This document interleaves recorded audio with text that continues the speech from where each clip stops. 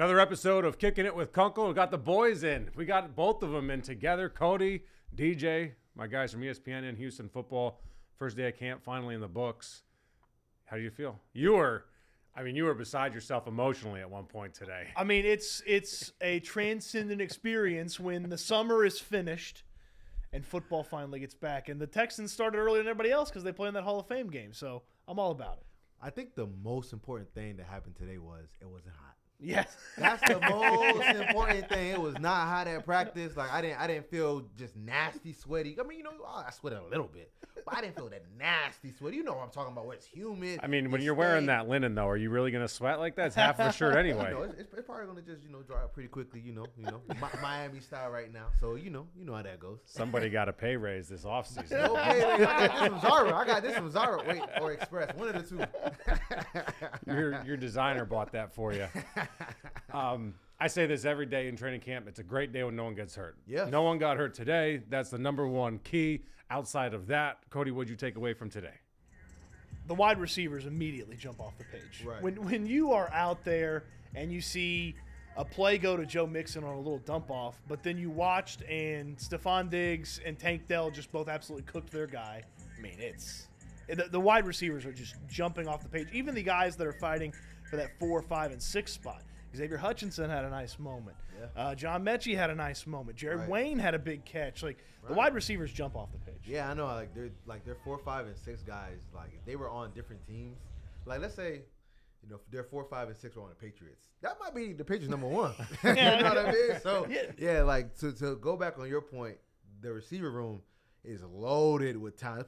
This is probably out of all the teams I covered. Now, granted, I covered the Jets, so it's not that they had great receivers, but this is easily by far the most talented skill group I've ever been around to cover. There have been so many times in Texans history where it's been an easy situation to figure out who the wide receivers are. Like, it's going to be this guy, this guy, this guy, this guy. Mm-hmm. You actually have to think, watch, pay attention to everybody. Like there are 5, 6 different guys that could be the 4, 5, 6 wide receiver. Who are the guys that aren't making it then? Because like a guy like Robert Woods, been in the league forever, he's cut.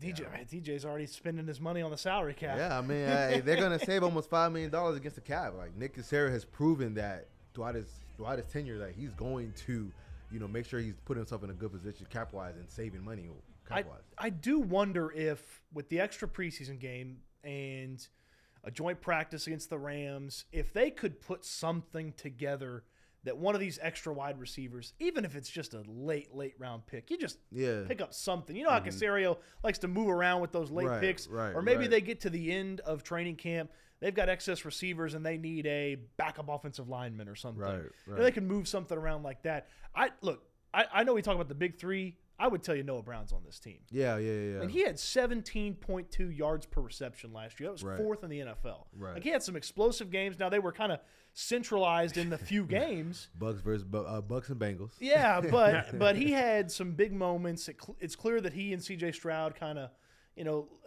connect a little bit. So there's 4, and then you really got 2 spots there. Yeah. And then that's a big discussion. Is it Mechie? Is it Xavier Hutchinson? Ben Skoranek, Mr. Special Teams, who knows?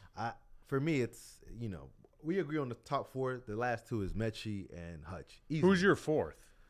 Noah Brown. Okay, Noah Brown. Yeah. Because the majority of his contract is guaranteed, so he'll probably be on the team. Because that's kind of what got Desmond King cut last year compared to TT, because they both were kind of even. But TT, most of his contract was guaranteed, and they both played nickel, so they just went with TT. But obviously, they brought Desmond King back. But point being, when it comes to guaranteed money, Nick has shown, like, hey, if I'm paying you this money, I'm going to keep you on this roster. So Noah's there. Hutch and Mech, those are my last 2. That's going to be the debate throughout the entire training camp. But, yeah, I honestly can't see a scenario where Ben makes the what's going to be interesting is those guys are going to get burned, too, in the preseason because your top 3, Nico, Tank, and Stephon, aren't going to play that much. No. Like, few snaps. So then you bring in extra guys and get those guys even more tape. I do wonder, and before this year, I'd have told you, hey, if you're focusing too much on special teams, you're being a little bit too much football nerdy. With the change to the kickoff rule, it's a real play now. Like there's no more extra few minutes to your bathroom break because there's a kickoff. Like, you got to watch the kickoff now. Right. And can some of these guys play special teams, help on special teams? Like, Right. It's like John Mechie can't return. Like, so, can he help on special teams? And if he's on the team for sure, and I don't totally disagree with you, like, does that make somebody else's role at the wide receiver room, like, more special teams heavy? Does that guy get penalized for Mechie not being able to play special teams? That's a good point, but I think Hutch, he's going to play some special teams. But I think he has the athletic ability to play special teams, and he's smart to realize that's going to be the best way for him to make this team. And again, he didn't have much statistically last year, but he flashed the athleticism last year that made you think, okay, there might be something there where you could develop that throughout his rookie contract. Obviously, the big reason why I think Mechie is going to be on the team is he's a second round pick. Yep. This is his first full offseason with no illnesses, no injuries. And throughout OTAs, he did look explosive to an extent. And obviously, on the first day, he's able to make a nice catch. So the speed's coming back that we saw at Alabama. But again, like, it's going to be a battle. And, one thing I always pay attention to is, like, okay, who's running with the first team? Who's running with the second team? And I think with the second team, you saw a lot of Mech, you saw a lot of Sims, and you saw a lot of Hutch. So, that's where it started off for me. I didn't see too much of your guy Ben. No, I didn't see too much of him in the first. Right at Northwestern. You're not wrong. And then, I think about Steven Sims too. If he can be the return guy, then he has to make the team. Right. So to me, he has a better argument than Ben. Yeah, sure. He has a better argument than Ben. You know what I'm saying? Because he's legit a difference maker at punt return. I'm sure this is exactly what you thought was going to happen. Deep depth chart discussion. Oh yeah. When we got here. Who's a seventh wide receiver? Who's your fourth right tackle? On the third practice squad spot dedicated to offensive. I'll stop you there. Yeah. Let's go to the other side of the ball because you talk wide receivers. They jump off the page. I think it's fair. Like, these guys jump on the page no matter who the defenders are, no matter what team they're on. They're that good. Absolutely. But whenever the offense looks good in training camp, that means the defense didn't look as good because the offense looks good, right? Just by default. Right. So, who's CB2 and how worried are you? It's going to be Kamari Lassiter. Easily. You think he's going to have that big of a Is that gap good? when it's, So is when that it's- good if a when it's- rookie who was drafted to play the inside is your outside number 2 corner? I don't necessarily think he was drafted to play inside. I think we're just gonna, we're gonna figure it out. But I think in terms of the gap, it's like Kamari is Usain Bolt, and the rest of the field is everybody else. Okay, let me phrase it this way: is he CB2 because he is a CB2, or because the other guys aren't? Ooh, I think it's. I think it might be more the latter. Yeah, I think it's more the latter because we haven't seen much of him in terms of camp. Obviously, he looked good in OTAs and minicamp, but I've seen a lot of people look good throughout OTAs and minicamp All the time. Yeah. So obviously, we have to see now in this iteration. But yeah, I think it's the latter, right? Like Jeff Okudah, CJ Henderson. Yeah. This is their third team in 5 years, and both of these guys were top 10 picks. Mm-hmm. At a premium position where people want cornerbacks, and this is their third team in 5 years. So, people are dying to give those guys monies an opportunity. As we've seen, they're getting another opportunity. Exactly. I remember asking Matt Burke, the defense coordinator, and D'Amico Ryans, essentially, why are these guys here? Why are C.J. Henderson and Jeff Okudah here? And they seem to be pretty confident that they could play sticky man coverage and that they could showcase speed and length. And it's like, okay, maybe they can do that. And look, every coach thinks they're better than the last coach that guy had. Right. So they want a reclamation project. They want to be the guy that fixed this guy, but they're not afraid to start a rookie. So if Lassiter, I agree with you. I think he's ahead right now. Starting out training camp, he's ahead. The gap gets big enough. Then you start trying to figure out, okay, well, do we keep either of these guys? Do we try to find somebody else who fits in a different way? Right. Because can they play on the inside? I don't know that Jeff can. CJ, I think, can a little. Because I know he did in Carolina a touch, but I mean a touch. Yeah. I also, again, I don't want to bring it back, but special teams, have 2 former top 10 picks played a whole bunch of special teams in their career? If they want to stay in the league at this point, they might have to. Yeah, so, okay, so now you're learning special teams because you probably haven't. Because, look, Okudah is at Ohio State, Henderson at Florida. They weren't playing special teams in college. No. So it's like, now you're learning special teams. Frank Ross, really good special teams coach, but he can only do so much with these guys. Right. So then you start to have a conversation about just overall the depth from the position. Do you have enough? And this is kind of this is where you end up when you spend $50 million on a Danielle Hunter. You can't fix everything. Right. So you use a second-round pick on Kamari Lassiter. But, I mean, DJ, Will, hope and prayers is all they got if Derek Stingley gets hurt. Well, maybe it just hit me in the head. Like, it just hit me. Maybe, because you did mention a point that people did think that Kamari could play inside. Maybe, just maybe, there's a guy named Stephon Gilmore that's out there. You bring him in. You bring him in and you slide, Kamari inside. You do that now. We're talking about a defense that could potentially be top 5. That'd be new but better version of Steven Nelson. Yeah. I think Steven played really good football last year, but Gilmore is like, even though he's older, he's 32, 33, he's one of those guys that he's aging real slow. It's also interesting too. Nick Caserio didn't seem like it was that big of a deal when he mentioned guys that maybe didn't want to go through training camp. Bingo. It didn't seem like that was that big of a deal to him. Bingo. And Gilmore is waiting for the right opportunity. So I mean, obviously you go through camp and it's early. And what does help them out a little bit, in my honest opinion, is them starting early.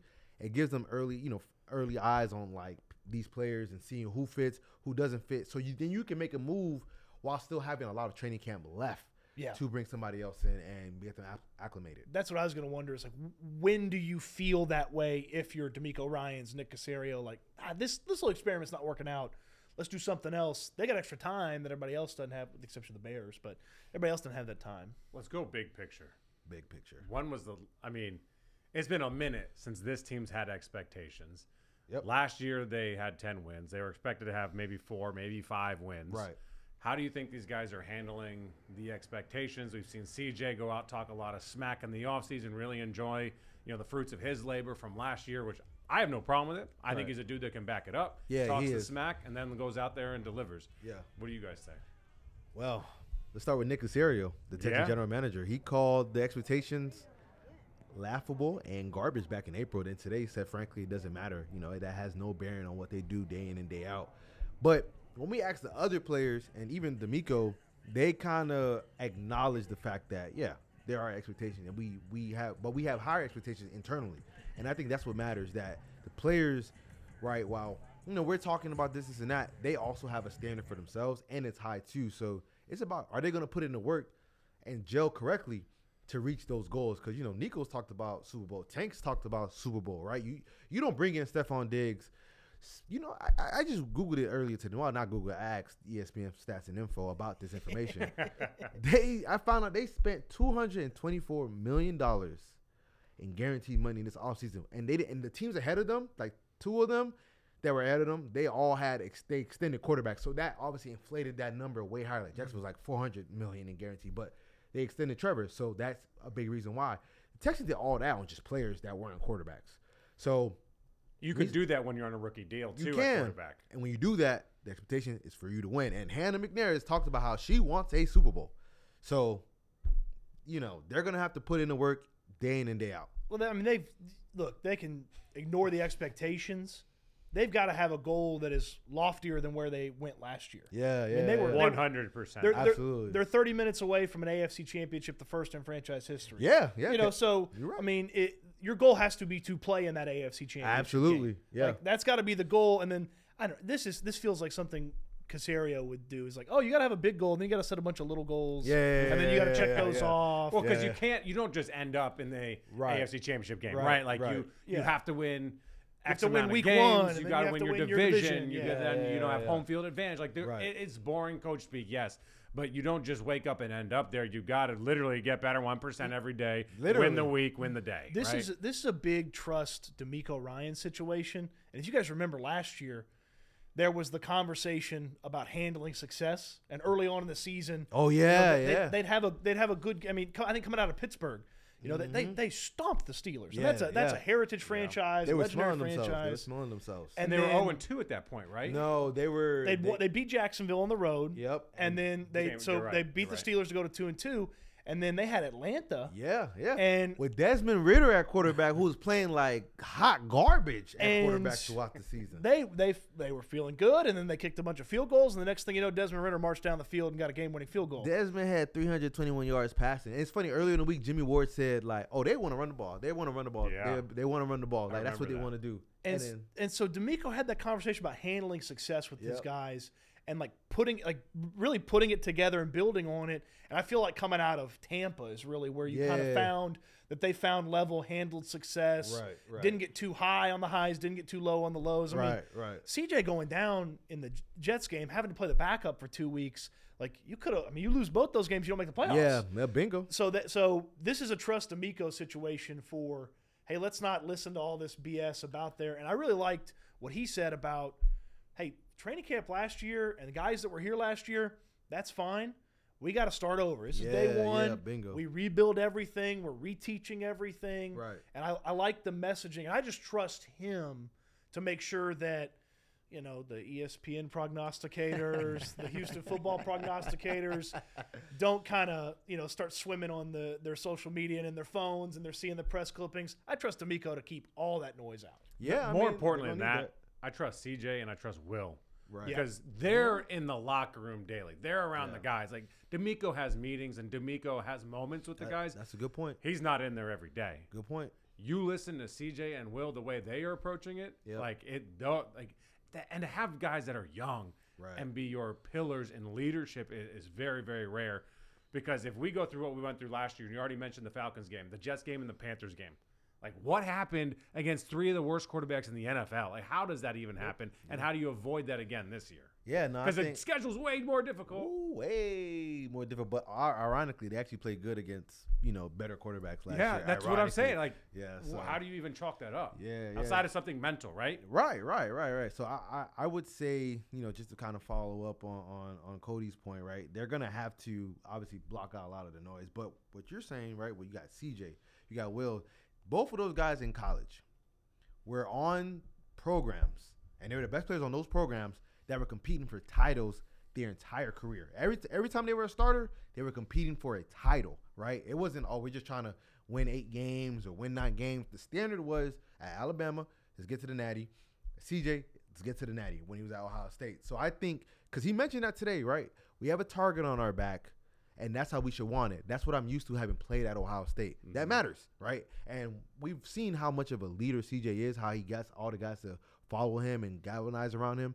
And I think that's going to be a massive factor this season because there's going to be ups and downs, right? Because, when I talk to people about their schedule, like, and yes, they have some hard teams, right? They got Detroit, got Miami, got Buffalo, got Kansas City, got the Ravens, Cowboys, et cetera, et cetera, et cetera. Obviously, they're not going to lose all those games, but they're not going to win all those games. So how are they going to handle those tough games where you got to squeeze it out because 1 loss or 2 losses here could cost you a chance to win a division? Yeah, I mean, Will and CJ, young players, good players. I think that exactly. Davis was supposed to be a leader a couple years ago. He was the quarterback. They gave him the job. He wasn't any good. It's hard to follow a guy that's not any good. All right, let's wrap on this. Hottest take on the Texans is what? They have the potential to have a top 3 offense and defense. And is that a hot take though? I mean, I don't think it is offensively. I think defensively, I'm so scared that if Derek gets hurt, the season's over. I would tell you it's very rare to see both. I think great teams have both. They do. And I know a lot of people like the Texans this year and feel good about them. Nobody's calling them great. They've got greatness potential. That's a good point. And if you're the top 3 in both of those, you are mauling people week in and week out.